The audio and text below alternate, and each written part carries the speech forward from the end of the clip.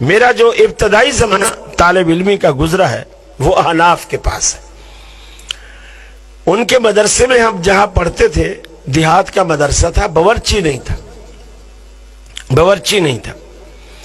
اور جو دیہات کے گھر ہوتے ہیں انہوں نے یہ کہہ رکھا تھا ہمارے استاد جی کو کہ ہم روزانہ 2 بچوں کا کھانا دیں گے, کسی نے ہم 3 بچوں کا کھانا دیں گے, کوئی ہم 1 بچے کا کھانا دیں گے, لیکن ہمارے گھر سے بچے کھانا لے کر جائیں. استاد جی نے گھر باندھ دیے, اوے بھائی خلیل تیری ڈیوٹی اس گھر سے کھانا لانے کی, جنید تیری ڈیوٹی اس گھر سے کھانا لانے کی. سب روز کھانا لاتے. استاد جی کے پاس ایک بڑا سا پتیلا ہوتا تھا. اب پورے گاؤں میں کوئی ساگ پکا رہا ہے, کوئی دال پکا رہا ہے, کوئی گوشت پکا رہا ہے, کوئی سبزی پکا رہا ہے, کوئی آلو بنا رہا ہے, کوئی کڑی بنا رہا ہے, کوئی کیا بنا رہا ہے. جو بھی لاتا استاد جی اسی پتیلے میں ڈال دیتے, پھر اس کو مکس کرتے. تو چیز بری نہیں ہوتی تھی, لیکن اگر کوئی پوچھ لے کہ آج تم نے کیا کھایا ہے تو ہم کسی کو بتا نہیں سکتے تھے کہ ہم نے کیا کھایا ہے.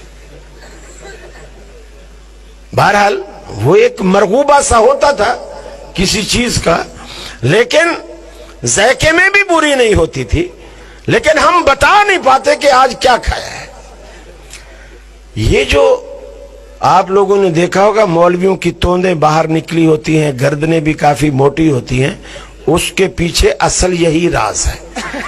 کتنا بھی مالدار آدمی آپ دیکھو گے گھر میں زیادہ سے زیادہ چلو 1 ڈش 2 ڈش 3 ڈشیں بنا لے گا, لیکن مولوی تو روزانہ 50 اور جتنے گھر ہیں اتنی ڈشیں روزانہ مکس کر کے ہم کھا رہے ہیں. تو ظاہر بات ہے گردنیں تو موٹی ہوں گی. کپڑے ہر سال نئے سلوانے پڑتے ہیں, پہلے والے تنگ پڑ جاتے. عجیب. اب ہم دل میں یہ کوشش کرتے اور دعا بھی کرتے کہ یا اللہ کوئی ایسا بندہ بھیج جو ہماری دعوت کرے, بھلے ہمیں آلو کھلائے لیکن ایک چیز کھلائے. یہ مکس جو چیزیں ہیں یہ نہ ہو. دل چاہتا ہے نا انسان کا بھلے دال ہو لیکن ایک ہو. اور وہ موقع کب آتا تھا جب کسی کے ہاں فوتگی ہوتی تھی, کوئی مرتا تھا, وہ آتے تھے استاد جی کے پاس اور استاد جی کو بولتے کہ 15 طالب علم بھیج دو, آیت کریمہ کا ختم ہے. ہم وہاں چلے جاتے.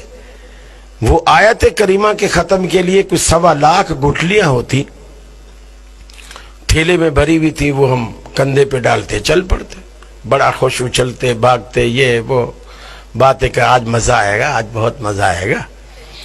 وہاں جا کر کے وہ گھر والے سفید چادر بچھا دیتے, ہم وہ تھیلی گٹھلیوں کی اس کے اوپر خالی کر دیتے. اب گھر والے بھی ساتھ میں بیٹھے ہوئے پڑھ رہے ہیں, ہم نتھو خیرے کی اماں کو بخشوا رہے ہیں جو فوت ہوئی ہے. اب وہ ایک گٹھلی پڑھ رہے ہیں, لا الہ الا انت سبحانک انی کنت من الظالمین. اب اتنی دیر ایک گٹھلی پہ لگ رہی ہے. ابھی دوپہر آ گئی, ابھی آدھی ڈھیری بھی مشکل سے خالی ہوئی ہے. اب ہم اسے گھر والے سے کہتے کہ بھائی کوئی پانی وانی تو لاؤ, کافی دیر ہوگی, پیاس لگی ہے, پانی وانی لاؤ. یقین مانیے میں آپ کو اندر کی بات بتا رہا ہوں, جب وہ گھر والا اس مجلس سے اٹھ کر پانی لینے کے لیے جاتا, ہم سارے طالب علم ایسے چلو بھرتے, لا الہ الا انت سبحانک, لا الہ الا انت سبحانک. اب وہ جیسے جگ پانی کا لے کر آیا, ڈھیری ساری خالی, ساری ڈھیری خالی. اب وہ جو ہمارا استاد جی ہوتا یا مانیٹر ہوتا جو بھی, وہ بھی کہتا ماشاءاللہ بچوں نے بڑی ہمت کی جی, بس جلدی سے دسترخوان لگاؤ, ابھی ظہر کا ٹائم بھی ہونے والا ہے, پھر اس کے بعد ہماری پڑھائی بھی شروع ہونے والی ہے. اب دسترخوان لگتا, ہم کھانا کھاتے. وہی کسی نے آلو گوشت بنایا ہوتا, کسی نے صرف گوشت بنایا ہوتا, بڑا مزہ آتا. اب مزے کی بات آپ کو بتاؤں, جب ہم وہ گوشت روٹی کھا کر مزہ صحیح اگر آیا ہوتا, وہاں سے جب نکلتے, اللہ کی قسم ان کے گھر سے لے کر مدرسے تک پورا راستہ یہی دعا کرتے, اللہ کرے ان کا کوئی اور مرے, اللہ کرے ان کا کوئی اور مرے. کیوں اور مرے گا تو پھر ہمیں دعوت کریں گے نا، پھر مزہ آئے گا۔